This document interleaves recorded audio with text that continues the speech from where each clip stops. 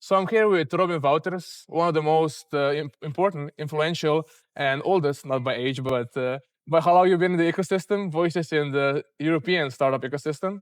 So he's been there since the formation or the conceptualization of the European unified European startup ecosystem. And I don't want to introduce myself. I want you to give you the word to say a bit about your pedigree and what you've done before and what you are. Yeah. Yep. Thank you for having me. It's true that I've been running around the European tech ecosystem for quite a while. Initially, mostly as a blogger/journalist, working for companies like TechCrunch and the Next Web, and eventually setting up my own media company called Tech.eu. But I've also been involved in trying to build and participate in this ecosystem by investing, by consulting, by lobbying as well. Now being part of the European Startup Network and the EU Inc. team for one, but also on a Belgian level, trying to establish a little bit more of a more, let's say, entrepreneur-friendly environment across the country and the continent. Perfect, perfect. So let's start off with the spirit of the European Parliament behind us. We found ourselves in a very in a way precarious time, but also times of great opportunity. Right, we have this momentum behind us, especially in the whole entrepreneurial startup world. In Europe right now, there is incentive for us to compete and innovate. In the whole spirit of Draghi and everything. And you mentioned EU Inc. You mentioned a lot of initiatives, European Startup Network. What is your high-level overview of what's happening right now with the startup ecosystem, with just entire business and competitiveness landscape in Europe? What is your analysis? What is your thoughts? What are your thoughts on this? I mean, it's a loaded question. There's plenty to answer there, but I'll maybe start by just going 20 years back when I started, monitoring this ecosystem and being an active part of it from the beginning. Well, not the beginning. There were, of course, tech companies and science and researchers before that. But the startup ecosystem has come a long way in those 20 years, of course. And we also have to recognize that there's a lot of positive momentum and a lot of things we've achieved as an ecosystem or as a collection of ecosystems in Europe that cannot be discounted, like bigger companies, more ambitious founders, more capital, more serious investors, more exit opportunities. All of that is true. When you compare that to the growth that you've seen, for example, in the US, Southeast Asia, and China, for example, that pales in comparison. So that's the other side of the story, that yes, we've grown, and yes, there's been evolution, and yes, there's really positive things to talk about. But in comparison to other regions in the world, we've really not done that at speed and at scale, which is what the US in particular has been so incredibly strong at. And that's also the reason that the Draghi report landed the way that it did. Everybody I know calls it a wake-up call. In some circles, I would say that's true. In some circles, I would say they call it a wake-up call, but they're still very fast asleep or going back to sleep, which is kind of unfortunate because there's still no sense of urgency about taking this whole innovation economy really seriously, like really looking at it like the next engine of job growth, economic growth across the continent. I do feel it's still not there yet. Yeah, I feel like there's a lot of complacency in this whole field because in Europe we're used to this kind of, in a way, luxurious lifestyle. We're used to being in a way, as a part of the Western world, being on top of the world, and we don't see urgency in front of our eyes, right? Like perhaps the Chinese did for hundreds of years. They were, they call themselves like the 100 years of humiliation, like century of humiliation. So their sense of urgency was much more urgent than ours. But what do you feel like? There's a lot of hype right now in entire, in EU circles about this era of competitiveness. But you're saying that a lot of it is still kind of just rhetoric, not actually put it in action. Well, not only rhetoric. You look at this building behind us, and there's so many people here that walk around there with good intentions and really do good stuff. But Europe in itself is quite a complex given. Like there's so many layers of complexity and bureaucracy. You cannot really get around that very easily. Yeah. Europe can move fast when it very much needs to, but I feel that sense of urgency when it comes to innovation and growth is still not there yet. And that's the reason, in my opinion, there's complacency. There is still voices calling for, let's slow things down, let's do it in a serious way. There's two sides to that coin.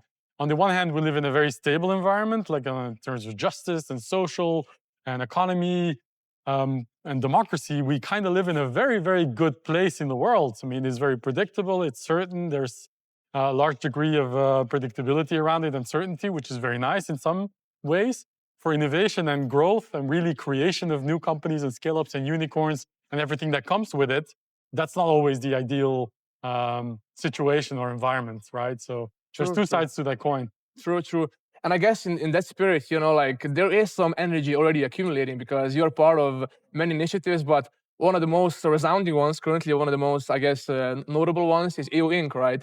So, the whole idea of a pan-European company structure is not entirely new, right? There's been like, we already have it, right? The Societas Europea Well is done. already here, right? Yeah, it's already here. So, but it's the existing infrastructure is very hard for startups to manage. It's mostly kind of tailored to like big corporations, right? They can navigate a lot of capital and stuff. So, what is EU Inc? How does an average EU first, let's say, founder benefit from it if it does get implemented? And what is the current state of EU Inc. And its Yeah. proposal? So first of all, you're absolutely right. This is not entirely new as an idea. We have the SE, for example, that was established about 20 years ago when there still was no startup ecosystem. The word startup was never spoken in these buildings up until like very recently, a couple of years ago, right? So EU Inc. started as a grassroots movement, basically saying, if you look at the ecosystem today across Europe, what is it that especially early stage startup founders and investors really need to get to the next level and then go to scale up phase and growth capital and exit eventually? There are still so many things wrong at the incorporation stage and like the cross-border investment from early stage VCs or angel investors that still, there's so many barriers or there's so much friction and fragmentation still across Europe that a couple of people, including Andreas Klinger and Simon Schaefer and some others, told themselves like, why is this the case? And how can we actually improve that? And started having like conversations in the community, but also with the EU institutions over time. Like, why doesn't this exist? If it doesn't exist, how can we, get it in place? And that was 2 years ago when the petition started, and this community started asking that question publicly, and that led to us a moment where a couple of months ago, European Commission President von der Leyen got up on stage in Davos and actually called for an EU Inc. and a 28 regime and a European sort of company law framework that has now been proposed by the Commission. And from an EU Inc. perspective, from the community, we're still evaluating that proposal. To be really honest, we don't necessarily have decided yet. Do we think this is really good, or do we think it's really bad, or somewhere in between?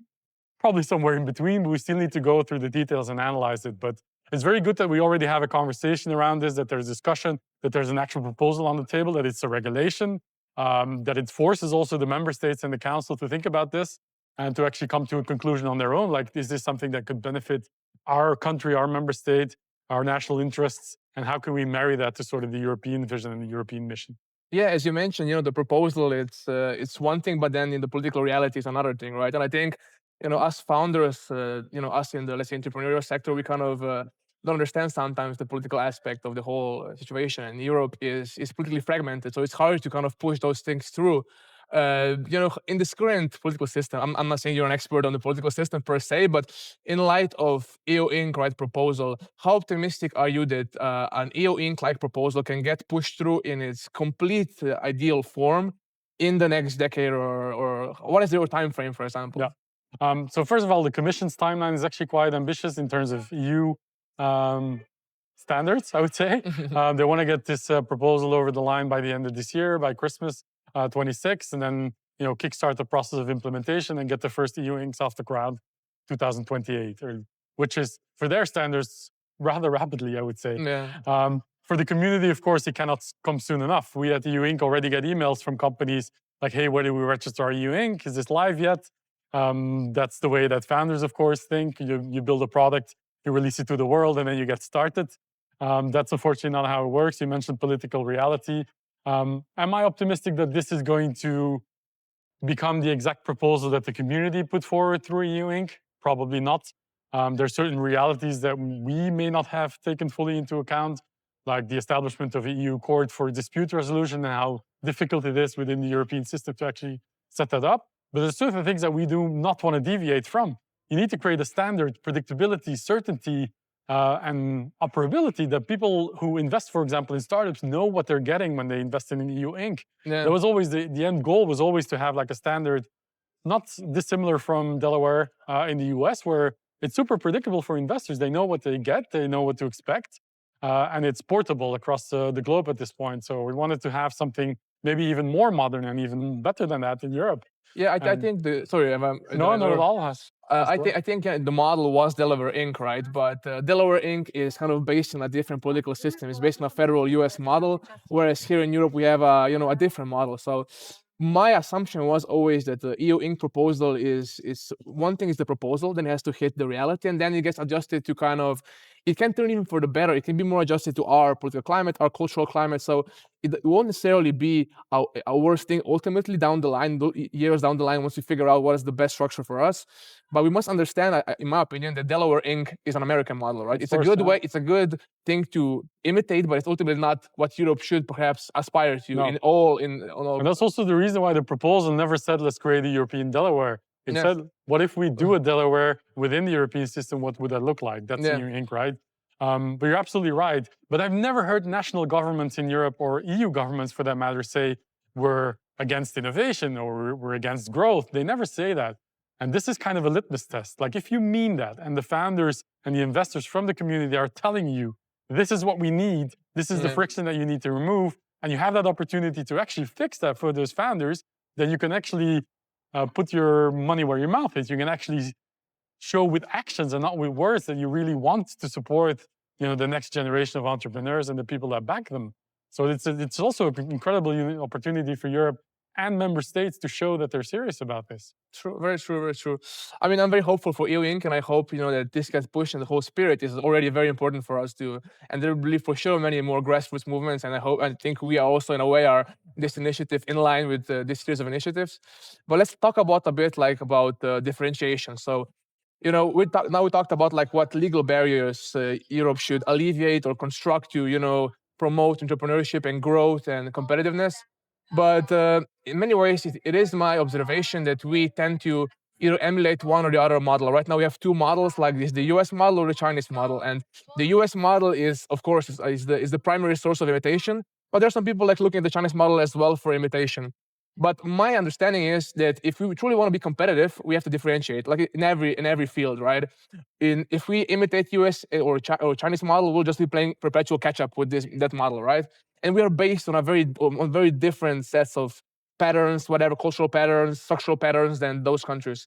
So your answer to differentiation is deep tech, one of its answers. First, tell me first what your definition of deep tech is, and why is that your answer to differentiation? Yeah. So maybe let's go back to the structural barriers that you were Sure. talking about, because for example, I don't think that the US and China has one model that we're trying to emulate or imitate at all. I don't think they have a single model that works. And if they would have, that model also constantly evolves. So nobody's trying to imitate. We're just trying to play to our strengths, in my opinion. The only problem is that Europe has, for too long, said we have all this amazing talent and this amazing research and this amazing science, which is absolutely true. But if that were enough, we would not be in the situation we are in today, and Draghi's report wouldn't be as much of a wake-up call as it has been, and so confrontational in many ways. So my way of looking at deep tech as a way out of that is, how do you take that talent, that science, that deep research that we're already funding, that we're already putting out, that we're already getting worldwide recognition for? How do you put that in the market? How do you get from lab to market in a more efficient way? How do you get universities, research centers to actually commercialize some of the research that they're doing and some of the amazing results that they're producing and turn it into actual companies and scale ups? That's the challenge. And then you talk about how do you scale those up, and that's unified capital market. And how do you exit them? That's pan-European stock exchange. And how do you actually grow those companies? That's public procurement. There's so many elements that we need to fix across Europe, but it starts at the core. How do you get the amazing talent and science that we're already producing? We're putting so much effort and so much money into that for good reason. Education is super important. Research is super important. But how do you get that out of the lab and into the market? Right now, we're doing that, and most of the profit and the value creation is happening elsewhere. For example, in the US, when they exit the companies, when they raise capital from growth funds there, you kind of lose those companies. And then you've invested all of that time, effort, and money into something that eventually doesn't benefit you as a continent or as a country. So I think that's a shame, and that's something that we should be aware of. Deep tech for me, as a definition, is quite simple. It's science-driven innovations that produce technological breakthroughs to tackle big problems, right? Like the real problems of our time, which could be climate, it could be famine, it could be agricultural chains, energy crisis, for example. How do you tackle those big problems with technological breakthroughs that come from a very science-driven beginning? Deep tech is a very interesting answer because as opposed to this the current, let's say, Silicon Valley model, which is based on this consumer software tech. I guess this race Europe is in a way lost. I'm not saying we shouldn't participate, but it's not the best race we should aim. We should bet on, right? So deep tech is a very interesting answer, but deep tech, I guess, requires different structures, different cultural patterns, even as opposed to this fast Silicon Valley model, right? So it might actually play into our own unique strengths in Europe. So one of them, you talked many times on the whole risk aversion versus wanting to take risks kind of mentality. And of course, we should be more risk taking and everything. We all agree that Europe is risk averse to a fault in many ways. But I think we shouldn't throw the baby out with the bathwater completely, because one of the many manifestations of our cautionary, conservative almost attitudes, let's say, in Europe, is also the Brussels effect, right? We are an exporter of regulatory standards and everything across the world, and we're very successful at that as well. So and deep tech also as a field requires a slower kind of progression. It doesn't quickly scale, right? It needs initial founding, it needs a lot of capital to start off, and a lot of caution and everything. So how do you feel like do current like European cultural and structural patterns reinforce our potential differentiation in deep tech? I think not yet. I think it will eventually. There's a very large realization in the buildings behind us that deep tech is our way out of this. You very correctly mentioned that we missed the boat on many things. For example, on the hardware side, consumer side, social networks, operating systems, you name it, right? SaaS for the most part, AI, frontier models, infrastructure, you name it. So we've missed the boat on so many things. I'm generalizing because, of course, we've built really great companies in all of these fields, but not necessarily in the way that the US has been able to. Deep tech, for me, and AI as well, to a large degree, is still uncharted territory. There's still so much to be done when it comes to robotics and quantum and for example, foundational tabular models in AI, for example. There's plenty of examples out there that we can still make a difference in when it comes to Europe. This risk averseness that you mentioned, I completely agree with you that this is something that we need to get rid of on the one hand, and on the other hand, has served us incredibly well over the last centuries, not even decades, right? So we should be aware and thankful of that for sure.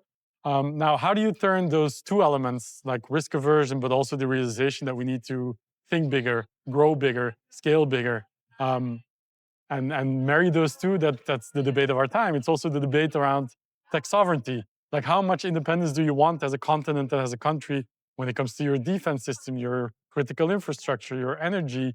These are all conversations that have everything to do with tech and innovation. Before, maybe they were separate parts. Now, all of that is an integrated discussion. So I do feel risk averse as we need to lose, and we need to adapt our education system to it, to have more entrepreneurs, to think bigger, dream bigger. But we should also take into account what I mentioned earlier, that the stability that we have, the fact that we have regulation that can be exported as a standard across the world. I just read this morning that US President Trump is considering making AI regulation in the US tougher again, where everybody said, like, well, you look at the US, they're doing the right thing and not making it tough.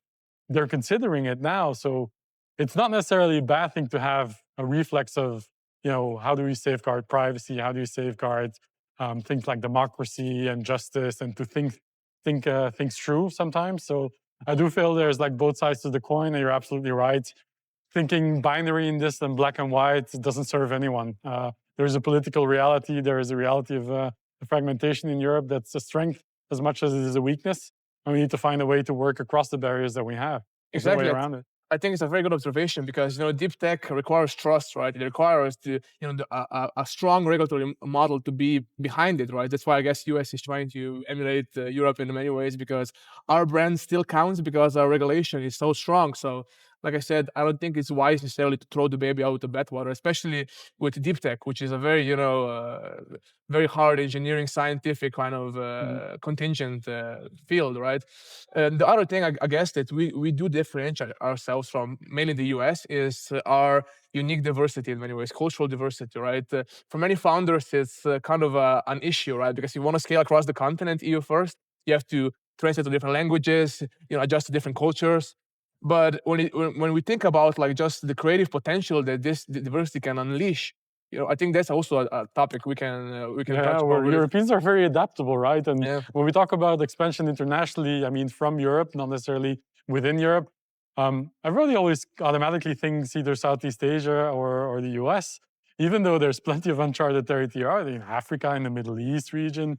I mean, there's plenty of places in the world that Europeans can make a difference in when building companies, business models, innovative products, and whatnot.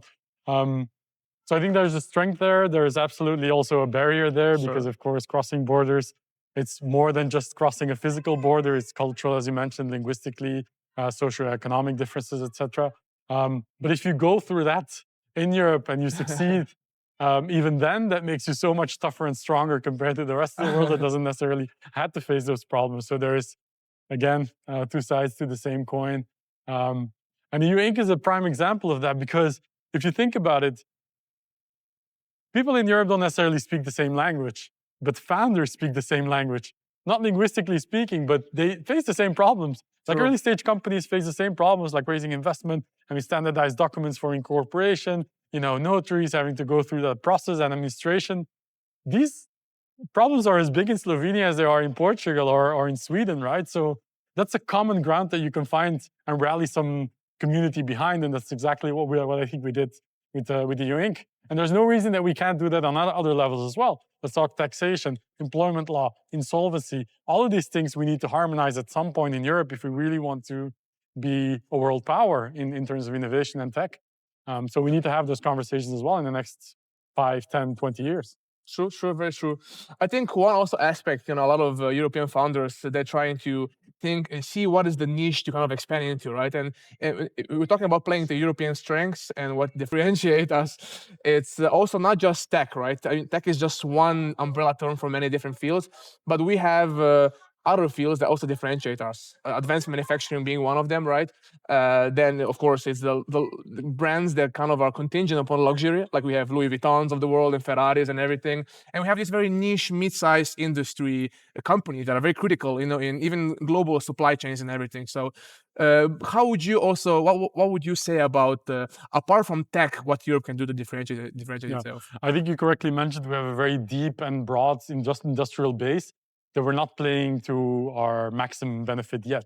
I mean, in terms of advanced manufacturing, but also things like physical AI, for example, robotics, automotive industry, which is not to be discounted, of course. And there's plenty more examples like that in Europe that we can build upon, that we can innovate from within those companies and spin off and spin out companies, and, for example, get them funded through deep tech funds from the European institutions and whatnot.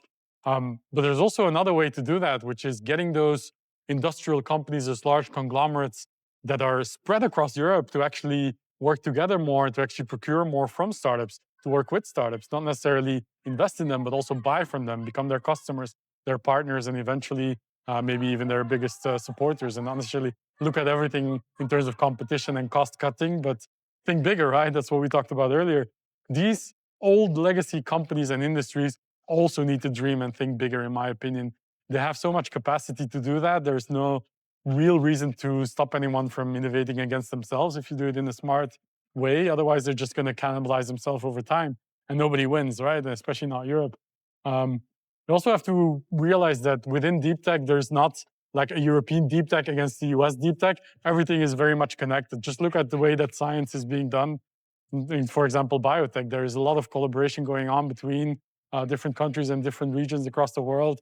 That's no different from manufacturing. Or we talk about ASML, for example, which is a fantastic European company, but they Huge. don't work in isolation. They also depend on supply chain and customers from across the world. So you cannot kind of isolate ASML from the rest of the world in the same way you can't unlock Foxconn or Samsung from some supply chains across the world. So Europe plays very much a vital role in that, but there's so much more we can do if we just have more confidence and more belief in ourselves as well. Which I think is what we were talking about earlier. This risk averseness is one thing, but it's also how do you make Europeans more proud of what they can do and what they can achieve, and more confidence in being able to build like leaders in their fields and even global leaders in their fields. I think that's something that how do you change that from a very young age in the education system? How do you turn more people into entrepreneurs? How do you make them dream and think bigger? That should be the conversation we need to have, not for the next 5 years, but for the next 15, 20, maybe even 25 years. That's where it starts. Mm. Yeah, I think there's plenty of inspiration to be found in our history because we were in many ways for a long period of time we were innovators. We were many of the breakthroughs, especially recent ones in human history, came from Europe, right? So there is inspiration for this spirit in our history, and I think there is some spirit awakening already.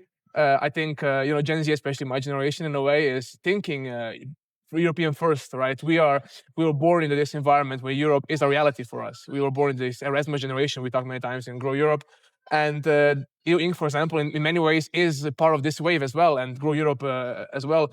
What would your advice be for European founders or just people who want to contribute to the ecosystem in many ways, like you did when you were younger, right? To this European startup ecosystem, what should they do? How should they think? How should they start? Build companies here. That's the answer. And that doesn't mean don't expand to the US or hire in the US or find customers in the US.